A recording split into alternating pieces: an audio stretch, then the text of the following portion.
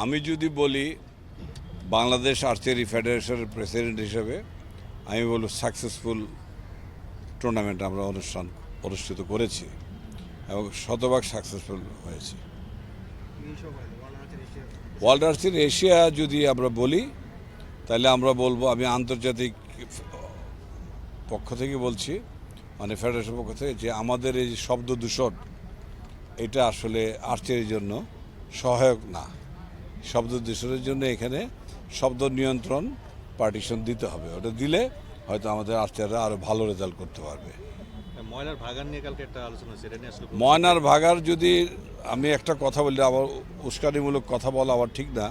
মাননীয় ক্রীড়া প্রতিমন্ত্রী মহোদয় যেহেতু আমাদেরকে আশ্বাস দিয়েছেন এবং আমাদের যে আরেকজন গেস্ট আসছিলেন, আরেকজন প্রতিমন্ত্রী মহোদয়, হ্যাঁ, উনিও বলেছেন যে এটা যাতে না হয় এটা উনি উদ্যোগ নেবেন। আজকে পুলিশ কমিশনার সাহেবও বলেছেন, ঢাকা জাতীয় ইউনিভার্সিটির ভাইস চ্যান্সেলর মহোদয়ও বলেছেন যে এটার ব্যাপারে আমরা সোচ্চার হব এবং ওনাকে আমরা অনুরোধ করবো যাতে এটা না করে।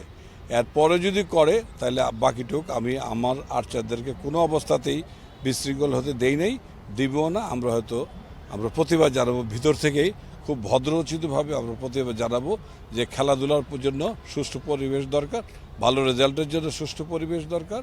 এই সুস্থ মানসিকতার পরিচয় যাতে ওরা দেয়, এটা আমরা আশা করবো সবার কাছে। চলো ভাই, এই রেজাল্ট নিয়ে বলবেন, বাংলাদেশ তো আসলে খুব আশানুরূপ কি রেজাল্ট করতে পারলো কি না, যদিও এটা একটা ট্রেনিং প্রোগ্রাম বা সব মিলে কেমন হলো বাংলাদেশ আর্চারদের? দেখেন, আমাদের সবাই নতুন আর্চার, তারা যেটা করেছে আলহামদুলিল্লাহ আমরা বলো ভালো। এর চেয়ে বেশি আশা করতে গেলে বিফলে চলে যেতে হয়। আমরা চেষ্টা করছি ভবিষ্যতের জন্য। তারা আমাদের উদীয়মান সূর্য, তারা যেই কোনো সময় ঝলসে উঠবে, হ্যাঁ, সূর্যের উত্তাপ ছড়িয়ে দেবে। ইনশাআল্লাহ ভালো রেজাল্ট করব, এর চেয়ে ভালো রেজাল্ট করবো ইনশাআল্লাহ। এশিয়ান গেমসের আগে কি আর কোনো টুর্নামেন্ট আয়োজন করবেন কিনা? আমরা বাইরে খেলতে যাওয়ার চেষ্টা করছি। এশিয়ান গেমসের আগে আমরা চায়নার সাথে কথা হয়েছে, আমরা টার্কির সাথে কথা হয়েছে, ইন্ডিয়ার সাথেও কথা হয়েছে। তারা খুব আগ্রহী আমাদের সাথে দ্বিপাক্ষিক ম্যাচ খেলার জন্য।